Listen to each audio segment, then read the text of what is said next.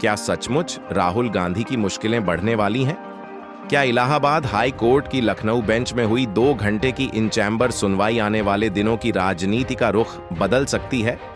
और आखिर कोर्ट ने ऐसा क्या कहा कि सीबीआई को दोबारा हलफनामा दाखिल करने का निर्देश देना पड़ा? वहीं दूसरी तरफ ईडी को लेकर कोर्ट की एक टिप्पणी ने भी कई नए सवाल खड़े कर दिए हैं। लेकिन सबसे बड़ा सवाल, क्या कोर्ट ने राहुल गांधी को दोषी माना है या फिर यह सिर्फ जांच की प्रक्रिया को आगे बढ़ाने का आदेश है?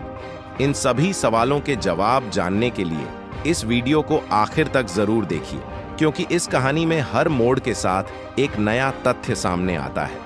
दोस्तों, देश की राजनीति में जब भी किसी बड़े नेता का नाम किसी कानूनी मामले से जुड़ता है तो सुर्खियां अपने आप बन जाती हैं। लेकिन अदालत में जो कुछ होता है वह अक्सर टीवी डिबेट और सोशल मीडिया की चर्चाओं से बिल्कुल अलग होता है। इस बार मामला है लोकसभा में विपक्ष के नेता राहुल गांधी से जुड़ी एक याचिका का, जिसकी सुनवाई इलाहाबाद हाई कोर्ट की लखनऊ बेंच में हुई। यह कोई सामान्य सुनवाई नहीं थी। करीब 2 घंटे तक इन चैम्बर सुनवाई चली, यानी खुले कोर्ट रूम में नहीं बल्कि न्यायाधीशों के कक्ष में। सुनवाई खत्म हुई, लेकिन बाहर कोई बड़ा बयान नहीं आया। इसके बाद जब हाई कोर्ट की वेबसाइट पर आदेश अपलोड हुआ, तभी लोगों को पता चला कि अदालत ने सीबीआई, ईडी और केंद्र सरकार के अलग-अलग विभागों को कई महत्वपूर्ण निर्देश दिए हैं। यहीं से इस पूरे मामले ने नई चर्चा को जन्म दिया। अब सवाल उठता है, आखिर यह मामला शुरू कैसे हुआ? इसके लिए हमें कुछ साल पीछे जाना होगा। कर्नाटक के रहने वाले विघ्नेश शिशिर नाम के एक याचिकाकर्ता ने अदालत का दरवाजा खटखटाया। उन्होंने मांग की कि राहुल गांधी के खिलाफ आय से अधिक संपत्ति के आरोपों की जांच सीबीआई और प्रवर्तन निदेशालय यानी ईडी से कराई जाए। याचिकाकर्ता इससे पहले भी राहुल गांधी के खिलाफ अलग-अलग याचिकाएं दाखिल कर चुके हैं। उनमें दोहरी नागरिकता से जुड़े आरोप भी शामिल रहे हैं। हालांकि इन आरोपों का अदालत द्वारा अंतिम सत्यापन या निष्कर्ष अभी नहीं निकाला गया है। यही कारण है कि अदालत का ध्यान फिलहाल आरोपों के सच या झूठ पर नहीं, बल्कि जांच एजेंसियों द्वारा अपनाई गई प्रक्रिया पर है।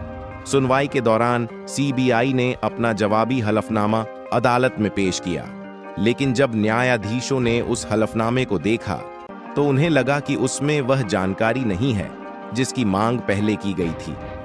कोर्ट ने कहा कि वह यह समझ ही नहीं पा रही कि जांच आखिर किस स्थिति में पहुंची है। यानी अदालत ने सीधे तौर पर कहा कि प्रस्तुत हलफनामे से जांच की प्रगति स्पष्ट नहीं हो रही। इसके बाद अदालत ने सीबीआई को निर्देश दिया कि अगली सुनवाई से पहले नया हलफनामा दाखिल किया जाए। इतना ही नहीं, यह हलफनामा कोई सामान्य अधिकारी नहीं देगा। कोर्ट ने कहा कि इसे नई दिल्ली स्थित सीबीआई के एंटी करप्शन मुख्यालय के संबंधित जोन के जॉइंट डायरेक्टर या हेड ऑफ जोन द्वारा व्यक्तिगत रूप से दाखिल किया जाए। यह निर्देश इसलिए महत्वपूर्ण माना जा रहा है क्योंकि अदालत चाहती है कि जांच की प्रगति स्पष्ट और जिम्मेदार स्तर के अधिकारी द्वारा बताई जाए। लेकिन ध्यान देने वाली बात यह है कि अदालत ने इस आदेश में कहीं भी यह नहीं कहा कि आरोप सिद्ध हो चुके हैं या राहुल गांधी दोषी हैं। अदालत का फोकस जांच की स्थिति जानने पर है। अब आते हैं उस हिस्से पर जिसकी सबसे ज्यादा चर्चा हो रही है, यानी ईडी से जुड़ी टिप्पणी। सुनवाई के दौरान ईडी ने भी अपना जवाबी हलफनामा दाखिल किया। कोर्ट ने उस पर गौर करते हुए कहा कि एजेंसी ने शुरुआती आवश्यक कदम उठा लिए हैं। साथ ही अदालत ने यह भी कहा कि यदि जांच के दौरान ईडी को कोई ऐसी सामग्री या दस्तावेज मिलते हैं जिनसे किसी गैर कानूनी गतिविधि का संकेत मिलता हो, तो एजेंसी कानून के अनुसार आगे की कार्रवाई करने के लिए स्वतंत्र होगी। इस टिप्पणी का अर्थ यह नहीं है कि अदालत ने किसी गैर कानूनी गतिविधि के होने की पुष्टि कर दी है। इसका मतलब केवल इतना है कि यदि जांच के दौरान वैसी सामग्री मिलती है तो कानून के अनुसार आगे की प्रक्रिया अपनाई जा सकती है। यही कानूनी प्रक्रिया का सामान्य सिद्धांत है। इधर अदालत ने केंद्र सरकार को भी निर्देश दिए। कार्मिक एवं प्रशिक्षण विभाग, वित्त मंत्रालय के अधीन राजस्व विभाग, कॉरपोरेट मामलों के मंत्रालय और गंभीर धोखाधड़ी जांच कार्यालय यानी एसएफआईओ, इन सभी को विस्तृत जवाब दाखिल करने के लिए 4 सप्ताह का समय दिया गया।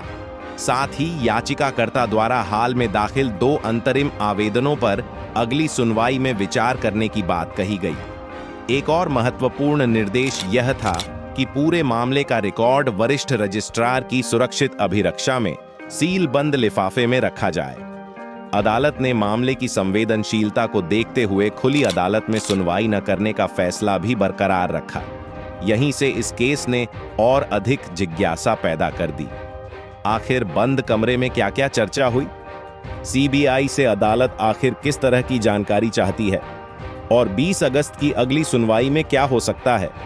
इन सभी सवालों के जवाब हम अगले भाग में विस्तार से समझेंगे।